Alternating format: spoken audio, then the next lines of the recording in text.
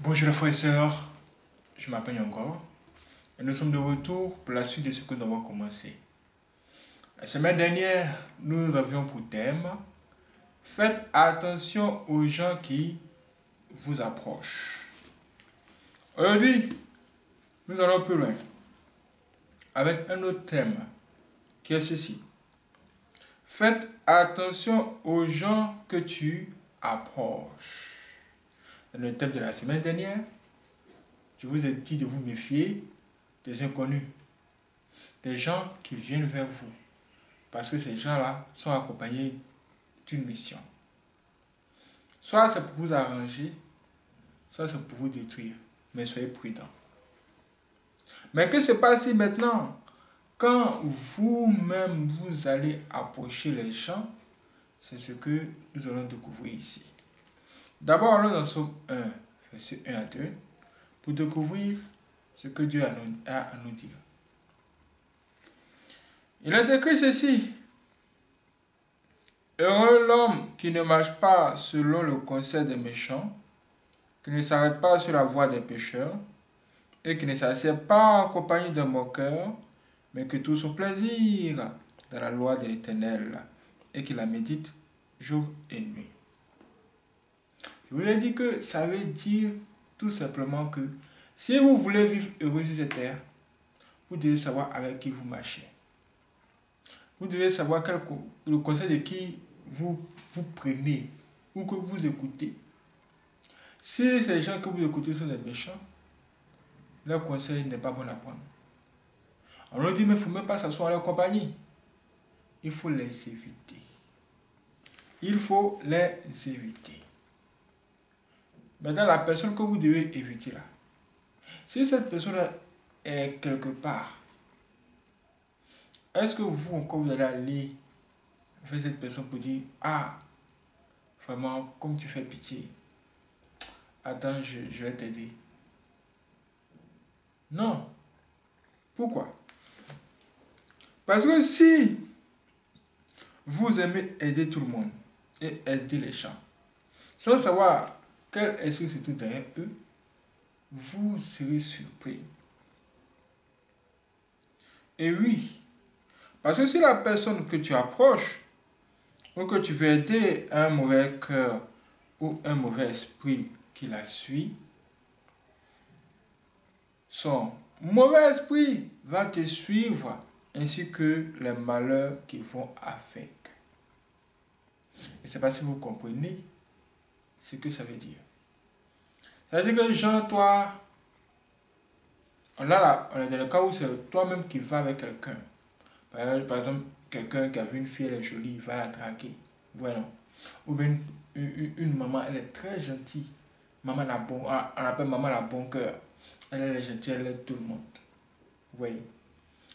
Tu vois une personne qui est calme, tranquille, qui fait genre comme elle a pitié. Et toi, tu vas aller aider la personne. On te dit ici que si cette personne que tu veux, que tu as vue là, et tu as eu pitié d'elle là, on dit que si cette personne là, tu n'as pas cherché à savoir quel est l'état de son cœur. Est-ce que cette personne a un mauvais cœur ou pas? Ou bien est-ce qu'il y a un mauvais esprit qui se trouve de cette personne? Si tu n'as pas cherché à prier pour découvrir cela d'abord, et que tu vas aider cette personne, ou même que tu vas en présence de cette personne seulement net, ce qui va se passer, c'est que le mauvais esprit ou les mauvais esprits qui sont derrière cette personne vont venir vers toi. Ces mauvais esprits-là vont te suivre aussi. C'est-à-dire que si tu prends cette personne et que tu vas dans un restaurant pour donner de la nourriture à cette personne et que vous êtes assis dans ce même restaurant, les esprits mauvais qui accompagnent cette personne-là vont aussi vous suivre tous les deux jusqu'à dans ce restaurant. Est-ce que vous voyez un peu? Parce que les gens ne sont plus seuls. Les gens qui ont un mauvais cœur, en général, ils ont un mauvais esprit derrière eux. La semaine prochaine, je vais vous donner plus de détails sur ça. Mais il faut savoir que si vous êtes entré en contact avec de telles personnes Et que ces mauvais esprits-là ont commencé à vous suivre, ainsi que les malheurs qui vont avec, parce que souvent, quand ces gens-là vous suivent, quand vous aidez telle personne avec de mauvais esprits et de mauvais démons derrière elle, ce qui se passe, c'est que des malheurs vont vous suivre. Et pour sortir de ce problème-là, il n'y a pas d'autre solution que de remettre cette personne là où vous l'avez prise. Qu'est-ce que ça veut dire pour être plus clair? Qu'est-ce que ça veut dire pour être plus clair? Ça veut dire qu'il est encore plus dangereux pour une personne de s'approcher d'un inconnu. Un inconnu, c'est une personne que vous ne connaissez pas spirituellement par là. Je ne sais pas quel esprit se trouve derrière cette personne. Exemple. Voici un témoignage, le témoignage d'une femme. La femme là, elle est mariée. Elle a eu 2 enfants avec son mari. Et tout allait bien. C'était une femme très gentille. Elle aidait les gens. Elle aimait beaucoup aider les gens. Un jour, elle a découvert que son mari a eu un enfant avec une autre femme. Mais cet enfant se trouve au village. C'est là-bas qu'il vit avec sa mère. Elle a dit, ah, vu la maladie dont l'enfant la vit là, c'est pas, ça ne lui plaît pas. Elle aimerait que l'enfant là vienne en ville vivre avec ses 2 frères. Son mari était content. Il était très content. Il disait, oh Dieu merci, j'ai eu une bonne femme. Elle a décidé de rassembler mes enfants. Voici comment cette femme-là s'est rendue au village pour aller prendre l'enfant là, avec l'accord de sa mère. Quand elle a envoyé l'enfant en ville, quand elle a envoyé l'enfant dans sa maison, qu'est-ce qui s'est passé? Ce qui s'est passé, c'est que tout allait bien. Elle s'est occupée de l'enfant. Elle l'a même mise à l'école. Elle a fait en sorte que ce que ses frères ont, c'est ce que lui aussi il a. C'est-à-dire au même pied d'égalité, les mêmes avantages, tout. Il n'y avait pas de problème, tout était bien. Mais, quelques temps plus tard, elle va commencer à remarquer des choses bizarres. Des problèmes qui ont commencé à venir dans ses affaires. Elle avait de l'argent qui était bloqué quelque part. On lui a dit, il faut faire une réclamation, il faut faire le dossier, tu constitues le dossier, tu envoies. Nous, on va lancer la réclamation ici. Elle a fait. Normalement, ça devait être traité le plus rapidement possible parce qu'elle a des connaissances même là-bas. Mais depuis que l'enfant là est rentré dans sa maison, même le travail de son mari est bloqué. Même ce processus de récupération de son argent est bloqué. Elle ne comprend pas, mais elle ne peut pas savoir aussi que c'est l'enfant là qui a le problème. Parce que comment accuser un enfant de quelque chose de bizarre? Mais comment va-t-elle savoir qu'il y a un problème avec l'enfant? C'est le jour où elle va se mettre à mentir. Une femme qui aidait les gens, c'est elle maintenant qui va se retrouver à demander de la nourriture aux gens.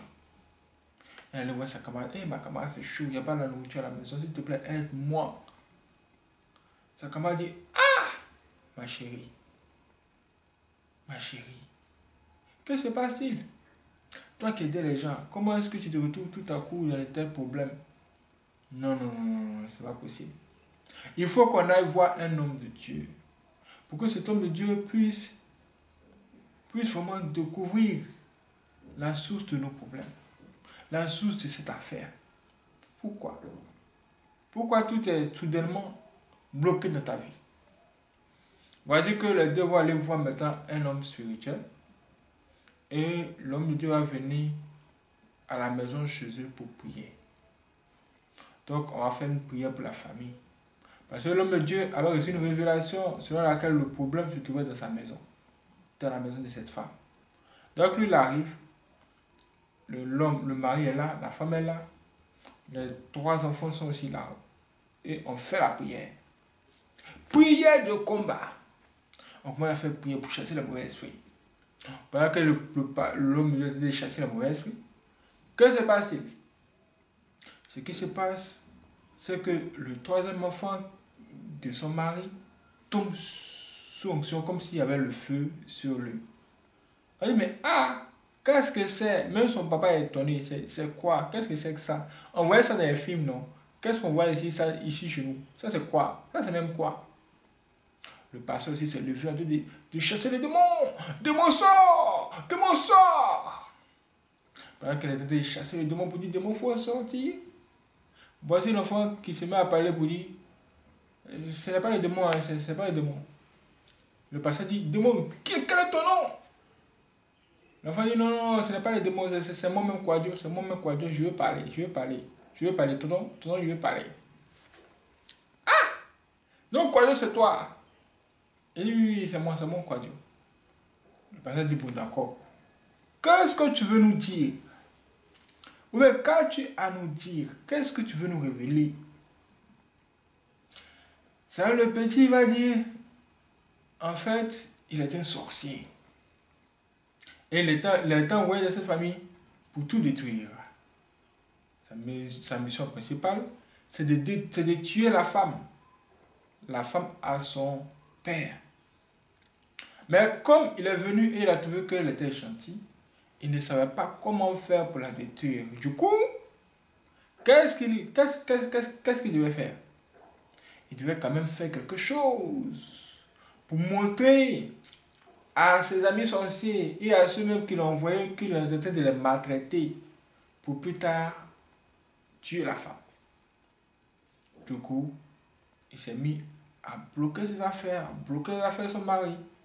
Et il révèle que si la femme n'a pas encore reçu son argent, c'est tout simplement parce que le dossier qu'elle a constitué là, lui, il allait mystiquement là-bas de cette entreprise et il a déchiré son dossier. Donc, ça veut dire que même si elle a 400 ans, elle ne va pas percevoir son argent. Parce que spirituellement parlant, le petit a déjà déchiré son dossier. Ça va faire que physiquement, là, les gens ne vont pas s'intéresser à son dossier. Il ne faut même pas chercher son dossier. Même s'ils cherchent, ils ne vont rien trouver. Et le petit dit à cette femme que si tu veux retrouver ton argent, il faut reconstituer le dossier pour aller redéposer encore. Sinon, vraiment, ça sera très difficile pour toi. La femme était choquée. Mais qui t'a envoyé? C'est là le petit va révéler que c'est sa mère. Sa mère qui est au village là, plus la maman à sa mère, qui sont deux sorcières. Comme elle savait que la femme allait venir chercher l'enfant, elle déjà d'avance, elles ont commencé à faire leur plan de sorcellerie. Et elles ont donné cette mission à l'enfant avec ce pouvoir pour que l'enfant aille tuer cette dame et que lui, sa mère, vienne prendre la place de cette femme. Juste comme ça. Et la femme était sur le choc. Elle était surprise, même étonnée de savoir qu'une personne qu'elle allait aider allait la mettre dans de tels problèmes. Ha! Ha! Elle était tellement choquée qu'elle ne savait pas quoi faire sur le coup. Mais vu que c'était devenu bizarre, elle a dit que puisque tu es venu ici pour me tuer, moi je vais te ramener là où je t'ai pris. C'est là, elle a pris l'enfant là et elle allait le déposer au village chez sa mère. Quand elle l'a fait, quelques temps plus tard, tout ce qui était bloqué de la famille a commencé à se débloquer. Et on l'a appelé même pour lui dire, écoute, madame, il faut reconstituer ton dossier pour qu'on puisse refaire la réclamation, pour que tu puisses avoir ton argent. Là, on l'appelle maintenant, vite, vite, il faut le faire, tu as recevoir ton argent, c'est toi on attend maintenant, c'est toi on attend. Ah, madame, c'est comment? Ah, vous voyez ça? Quand elle a vu même ça, elle a compris que la sorcellerie, ça existe vraiment. Et que ce n'est pas tout le monde en est sur cette terre.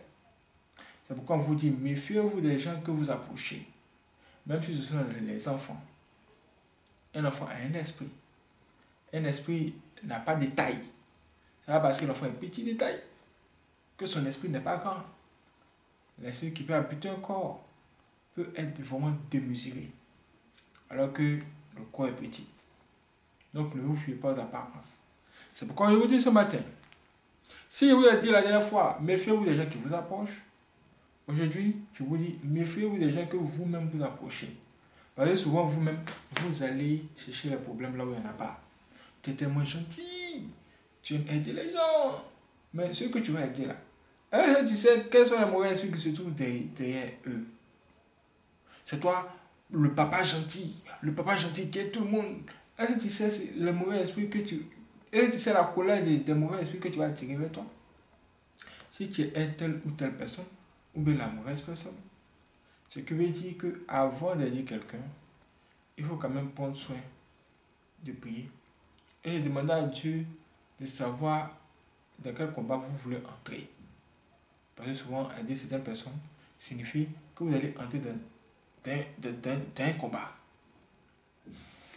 Maintenant, la semaine prochaine, nous allons continuer cette affaire en vous parlant d'autres aspects, d'autres choses.